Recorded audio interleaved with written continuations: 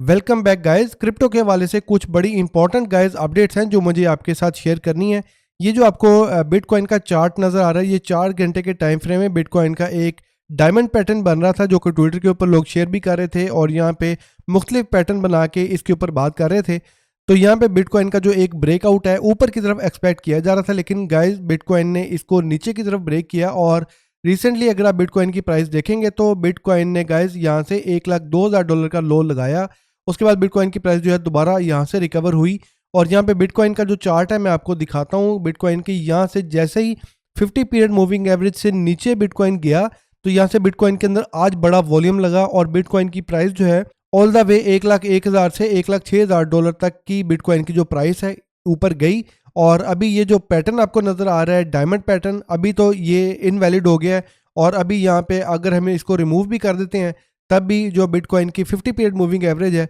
ये जनाब इस टाइम क्रिटिकल रोल अदा कर रही है बिटकॉइन का, क्योंकि यहाँ से अगर बिटकॉइन की प्राइस इसके नीचे आती है तो ऑब्वियस बात है गाइस ये थोड़ा सा बिटकॉइन की प्राइस के ऊपर मजीद प्रेशर डालेगी। आपने देखा कि यहाँ पे बिटकॉइन ने इसको ब्रेक किया था, लेकिन उसके बाद वॉल्यूम इतना ज़्यादा सेल वॉल्यूम नहीं लगा जिसकी वजह से बिटकॉइन की प्राइस जो है दोबारा यहाँ से ऊपर की तरफ मूव हुई। ठीक है, अच्छा गाइज, अभी बिटकॉइन के अलावा सोलाना के ऊपर मुझे आपके साथ कुछ इन्फॉर्मेशन शेयर करनी है। तो सबसे पहले अगर अभी तक आपने अली इकबाल क्रिप्टो आर्मी को ज्वाइन नहीं किया, जल्दी से चैनल को सब्सक्राइब करके वीडियो को लाइक कर लें। तो गाइज सबसे पहले जुपिटर एक्सचेंज जो है, अगर आप फैंटम वॉलेट यूज़ कर रहे हैं 2024 नवंबर से पहले पहले अगर आपने जुपिटर के ऊपर कुछ ट्रांजेक्शन किए हैं तो जुपिटर एक्सचेंज जो इनका ट्विटर हैंडल है यहाँ पे आपको नज़र आ रहा है, इनका ये जो पहला वाला लिंक है इसके ऊपर आप क्लिक करेंगे तो आपकी जो ये वाली वेबसाइट है ये ओपन हो जाएगी और यहाँ पे आपको अपना वॉलेट कनेक्ट करना है और इसमें आपको देखना है कि आपको एलोकेशन मिली है, आपको फ्री का एयर ड्रॉप मिला है या नहीं मिला। तो मैंने यहाँ पे कुछ ट्रांजेक्शन मैंने नवंबर 2024 से पहले पहले की थी,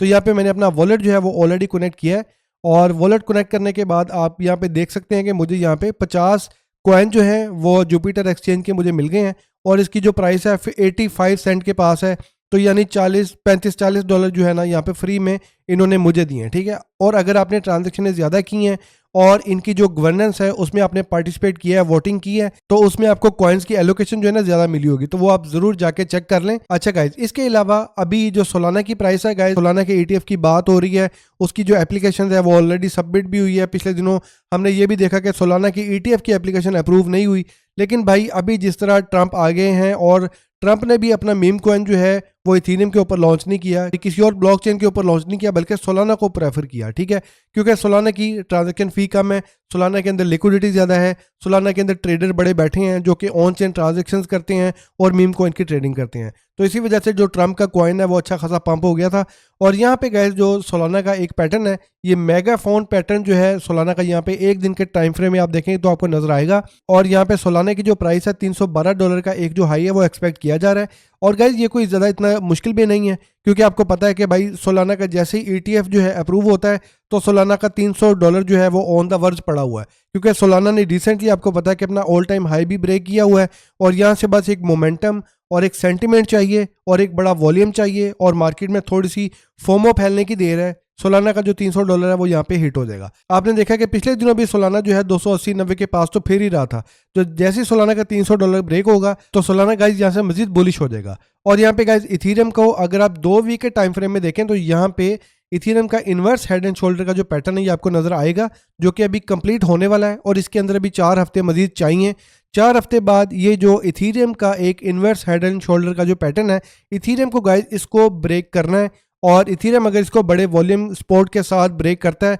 तो गाइज इथेरियम की जो बड़ी रैली है वो यहाँ से शुरू हो सकती है। ठीक है, और इन्होंने जो प्रेडिक्शन की है वो इथेरियम की करंट प्राइस है तकरीबन 2 गुना से भी ज़्यादा है, तो यानी अगर आपने इथेरियम के अंदर इन्वेस्टमेंट की हुई है तो अगले 3-4 वीक आपको इस पैटर्न को जो है ना वो ज़रा गौर से देखना है। ठीक है, अच्छा गाइज, डॉज कॉइन की भी मैंने आपके साथ शेयर किया था कि डॉज कॉइन का जो ETF है उसकी भी एप्लीकेशन जा रही है और डॉज कॉइन का जो ETF है ये अप्रूव हो सकता है ट्रंप का जो मीम कॉइन है उसके साथ ही। और डॉज कॉइन के ETF अप्रूवल के हवाले से गाइज जो एरिक बाल्चुनस हैं इन्होंने अपनी यहाँ पे प्रेडिक्शन शेयर की है। इन्होंने कहा है कि जो डॉज कॉइन है ये बेसिकली 40 एक्ट फाइलिंग के अंदर आता है और इसकी जब एप्लीकेशन सबमिट होती है तो उसका 75 डेज के अंदर जो फैसला है ना वो आना चाहिए। ठीक है, जबकि जो सोलाना और XRP है इनको बेसिकली 19B4S जो है वो फाइल करना है और उसकी जो विंडो होती है वो 240 दिनों की होती है। तो इसमें इन्होंने कहा है कि जो डॉज कॉइन और ट्रम्प कॉइन है, यानी ये जो दोनों मीम कॉइन है, ये सोलाना और XRP के ETF से पहले अप्रूव हो सकती है। तो इसलिए ट्रम्प और डॉज कॉइन के लिए अगले 2 महीने जो हैं वो बड़े इंपॉर्टेंट होने वाले हैं।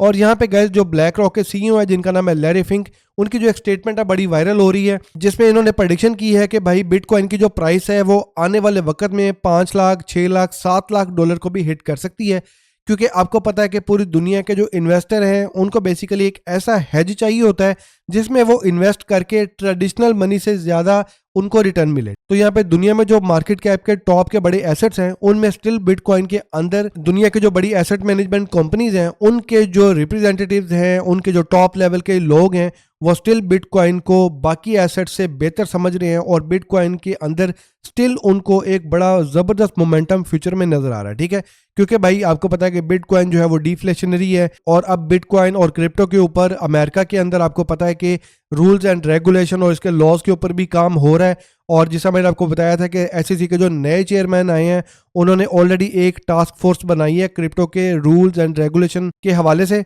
तो इसलिए गाइस बिटकॉइन के अंदर स्टिल एक बड़ा बुलिश मोमेंटम है जो कि दुनिया के बड़ी एसेट मैनेजमेंट की जो टॉप मैनेजमेंट है वो इसको देख रही है। ठीक है,